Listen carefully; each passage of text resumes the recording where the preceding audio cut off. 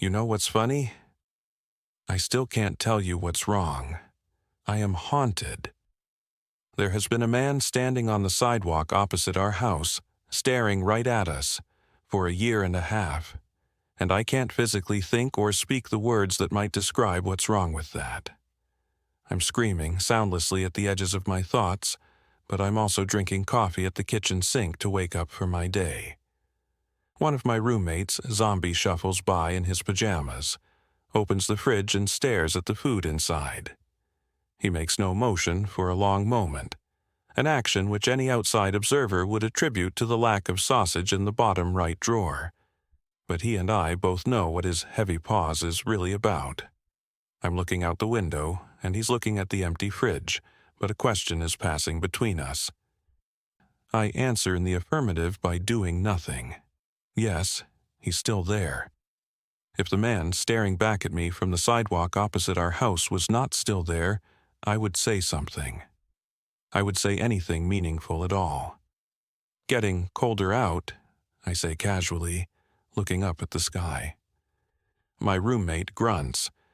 It's just a comment about the weather, and yet, as the most we can possibly bring ourselves to speak on the subject, it means everything.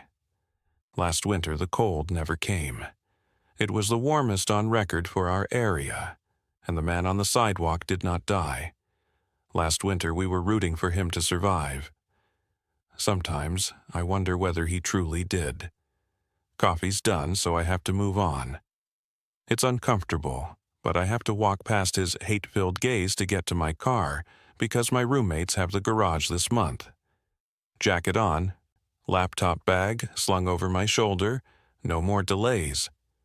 Inside my own front door, I take a deep breath. All right, here we go. I only have to cut across our lawn, but the restrained dash fills me with tension every single morning. As the bitter air strikes my face, I look anywhere except at the man across the street. The street is silent and empty. No cars park here, no children play here, and the lawns are wild. The neighbors seized upon any and every excuse to move away, and pretty soon we became the only populated house left. You'd think our rent would go down, but no, of course not. The worst part of the 15-second walk to my car is that it brings me closer to him. I can feel the heat of his hatred on my skin, and it flares as I grow nearer. Pretending to be at ease, I look at the ground, then at my car door, and slip in with a sigh of relief. Except I'm not relieved. I'm ever so slightly crying. I'm ostensibly an adult, but I'm sitting in my car and staring forward with misty eyes for no reason that I can put into words. The heat comes right through the window. Shutting the door didn't help. Sometimes, the pressure inside my chest reaches a point where it feels on the edge of bursting. I'm about to scream it. I'm about to say the words. But I can't, and my skin prickles painfully as the fire instead backdrafts through my arteries. As I force myself to turn the car on and drive away, I struggle with it yet again during my daily commute. He's just a man. His name is Russ. He's absurd, really. He's wearing a tattered blue bathrobe that's been shredded by the elements over the past year and a half. His hair is wild, and his skin is sun-torched toward leather. Living on worms, birds that stray too close, and the insects that call his body home, he's basically a crazy homeless man. Except he's not homeless. Beyond the nearly 2-meter-tall grass, that's his house behind him. Still, technically, because nobody will buy it. That's the one horrific question that everyone else usually asks just before they stop caring and leave. Why doesn't he just go inside? But I refuse to ask that question. If it were that simple, don't you think we'd stopped at a red light? I gesture forward in frustration with both hands, trying to grasp the rest to make a point to nobody, but the words refuse to form together. They slip past one another, slamming into the sides of my brain instead of linking together to make an idea. To my right, A frazzled and dirty woman stands on the corner. I look her way, and she looks back at me, somewhat surprised that I'm acknowledging her. Is she, like Russ, also? No. She takes a few steps forward, about to ask for money, and I jump the gun a little bit on the red light to avoid the awkward situation I've caused. The funny thing is, I see it coming, but I'm more afraid of one danger than the other, and I misjudge the gap. A dark blue truck slams into the passenger side of my car. I walked the rest of the way to work, blinking and looking at my hands virtually the entire time. Something was different, but I couldn't put my finger on it. I kept touching the upper left corner of my forehead too, but the phantom warmth there never turned out to be blood. I wasn't injured, as far as I could tell. Nobody noticed anything wrong either, as I entered my office 20 minutes late and sat at my computer. Nobody had noticed my absence, really. Before this situation with Russ, I had spent every morning in terror of being late. But that just seemed small and absurd now. The overhead lights flickered, and I briefly glanced up. "Hey, man," the coworker to my right said, swiveling my way and leaning in with conspiratorial eyes. "Did you hear the building across the street burned down last night?" Momentarily surprised, I swiveled my own chair to glance out the window behind us, but there was nothing to see. Perhaps he'd meant a different building. I swung back to ask him to clarify, but he was already leaning toward the guy to his right to spread the word, and it didn't really matter anyway. I got up to go get coffee from the break room, and the nice secretary lady a few cubicles down from mine asked as I passed, "Saw you walk up to the building? Everything all right?" "Car accident," I said with a grimace, making sure to keep moving so she didn't ask any further details. She didn't try. In the break room, that one older guy from sales stood about 30 centimeters from the wall, facing it. Reflexively, I said, but he didn't acknowledge me. Okay, maybe he was thinking about something. Sliding past, I poured some coffee into a mug and headed for the door, except at the exit, where, once I would have bolted to avoid someone acting strangely, I turned and watched him instead. Was he like Russ? This haunting wasn't going to end on its own. I understood that now. Maybe this older guy from sales was just tuned out. Maybe he was listening to something? Focusing on my ears, I could suddenly hear the droning, constant sigh of the building's air conditioning. It had always been there, but I'd blocked it out for exactly that reason. If you had asked me before that moment, I would not have been able to tell you if the air conditioning was audible in my building. It sort of clanked by way of turning off, wow. It was actually rather loud now that I was aware of it, making me wonder how I'd never noticed it before. And the older guy from sales turned and walked away, without even acknowledging me. Okay. I looked to my right and saw that a guy in a cubicle several rows down had stopped his work to watch me and wonder what I was doing. He turned away in a hurry, and I finally stopped standing in the break room door. Something was wrong. As I sat at my computer that morning, I could finally face that first, vaguest level of fact.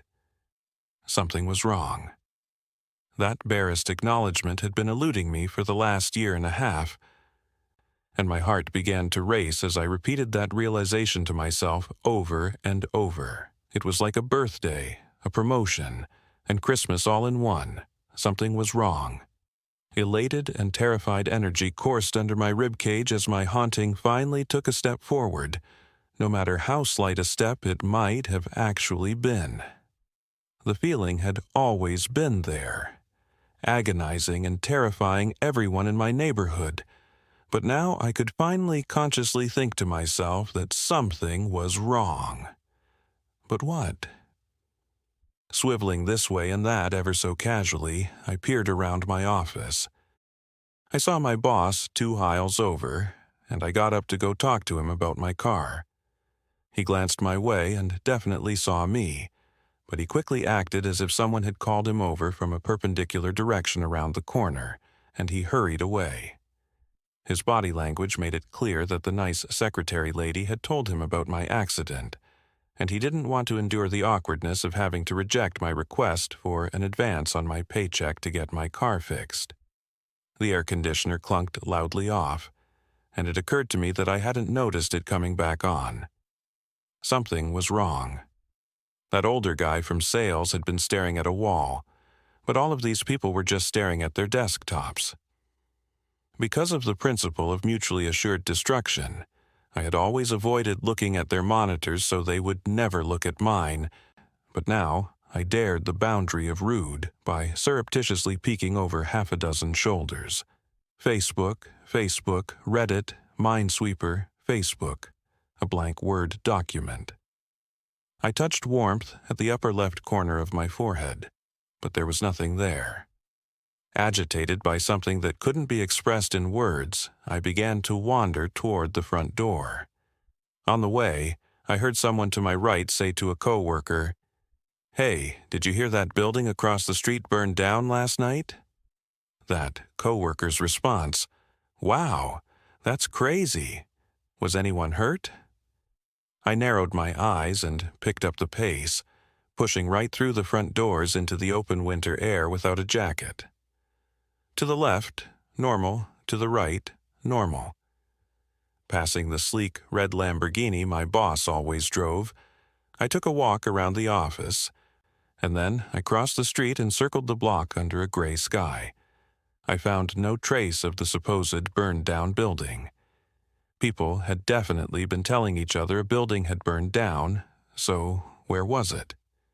It seemed ridiculous that people would be telling each other that without anyone ever actually checking outside to see if it was true. On the way home, walking without a jacket and yet oddly warm, I listened to the conversations of other pedestrians instead of politely ignoring them like usual. At a corner, while waiting to cross, one woman said to another, "Did you know there's a second moon we've never seen?" Her friend replied, "What, seriously? Where?" "It's been on the other side this whole time." "If you were in New Zealand, well, that's the moon they see, and they've never seen our moon." "That's incredible." To this, I accidentally said out loud, "What the heck is happening?" Both women glared at me, held themselves a little closer, and hurried away. It then occurred to me that the three of us had been waiting for crossing signals at an intersection with no traffic. I decided to throw caution to the wind and cross the road without waiting, but I still felt a little weird about it. There were no cars. I made it safely, but there were no cars. As I carried on, the women continued to glance warily at me from a distance while they waited dutifully for the next crossing signal. I couldn't help but wonder if something was wrong with my head.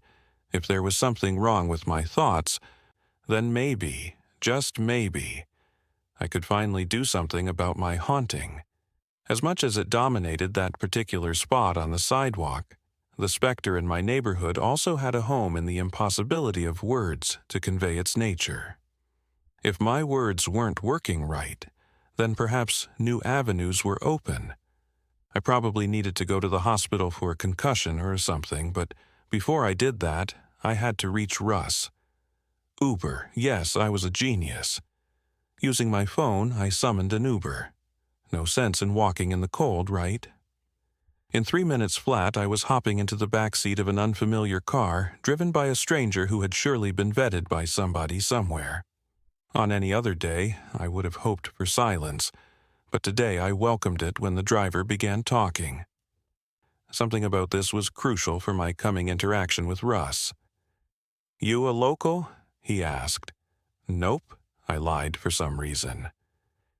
Going with it, after a brief pause because I couldn't see myself talking my way out of it, I continued. "Just landed. I'm in from New Zealand." "Oh, that's cool, man. How do you like our moon compared to yours?" I just sat and stared at the back of his head for a moment. He glanced at me in the rearview mirror. Finally, I said, Yours is bigger, I guess. That's what they say. He touched the radio, rolling it louder. You mind? I shook my head, then tapped the warmth above my left eye, still finding no blood. The radio began radiating complete nonsense. There were words there, yes, but they formed either no coherent ideas or ideas that were the opposite of basic reality. I watched as the taxi driver nodded along with what amounted to the ravings of a madman. I finally remembered. The left frontal cortex behind the left eye. That's where language is processed. Had I somehow damaged my Broca's area? I knew all about it because of an old episode of a science fiction show that dealt with a virus that damaged the Broca's area. Was that right? No, wait. If that was damaged, I should have been able to understand language but not speak it. Instead, I seemed to be afflicted the other way around. The driver pulled up to the end of my street. Sorry, man, this is as far as I go. I understood. Nobody ever went down our street anymore. I hadn't even brought my laptop bag. It felt weird to walk down my street without my jacket or laptop bag. It hadn't been weird before, but now Russ was staring at me from the other end of the block, and he was probably wondering what I was doing home so early and without my things. Stopping firmly on the pavement about 1.5 meters away from him, I finally looked him in the eyes for the first time in a year. He was still there. Underneath all the wild hair, ragged blue tatters, and burnt skin, his eyes still held his essence. He had, in fact, survived the last winter. I glanced down. His toes were black. He coughed gruffly and then said, "What do you want, you jerk?" His hatred for us had kept him going all this time. I'd always known that, and I'd always known that if we, too, had moved away, he would have been left here completely alone. And then he truly would have died. The neighborhood, as it had existed back then, had tried so many things. Nothing had worked. But now I could actually admit there was something wrong. "Russ, why don't you come over to our house for a bit?" "I don't want to," he lied, pained all the more for his inability to talk about it. I tried again. "Want to go for a walk?" "Too cold. I'd rather stay here," he lied again, his expression agonized. I moved forward, intent on pushing him from his spot. About 60 centimeters away, I changed my mind. After all, he'd been there so long, it would probably damage him somehow to move him. Stepping back to 1.5 meters away, I clenched my fists. Nothing had changed. He glared even more intensely at me. "Stop it!" I moved forward, intent on pulling him from his spot. About 60 centimeters away, I changed my mind.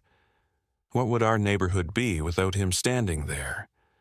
Without him there, everything would change, and who knew how things would look? All sorts of horrible people might move into these empty houses. Stepping back to 1.5 meters away, I grimaced and turned back around to face him. He was furious now.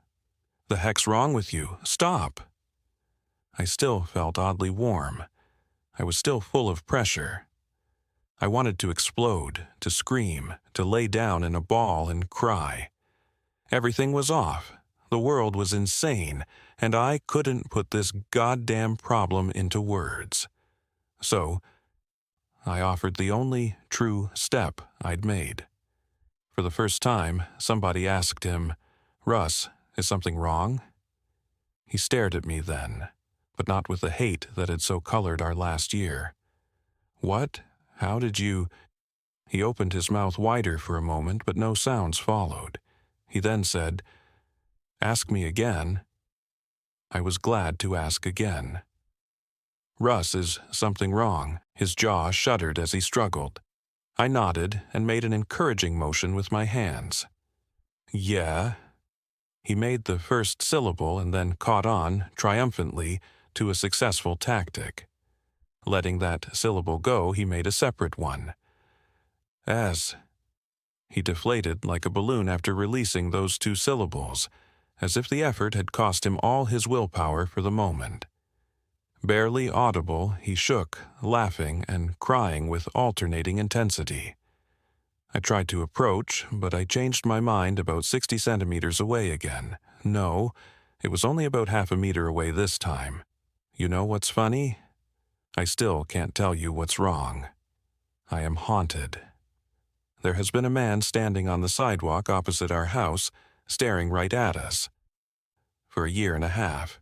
And I can't physically think or speak the words that might describe what's wrong with that. I'm also drinking coffee at the kitchen sink to wake up for my day. One of my roommates zombie shuffles by in his pajamas, opens the fridge and stares at the food inside. He makes no motion for a long moment, an action which any outside observer would attribute to the lack of sausage in the bottom right drawer. But he and I both know what his heavy pause is really about. I'm looking out the window, and he's looking at the empty fridge, but a question is passing between us. To answer that question, I wave. From across the street, Russ waves back. I look over at my roommate. He frowns angrily at me in return, because I know the Earth only has one moon, but he goes about his business for lack of an ability to sway me otherwise. There is only one moon in the sky, and I'm going to save Russ someday, and there is nothing anyone can do to stop me.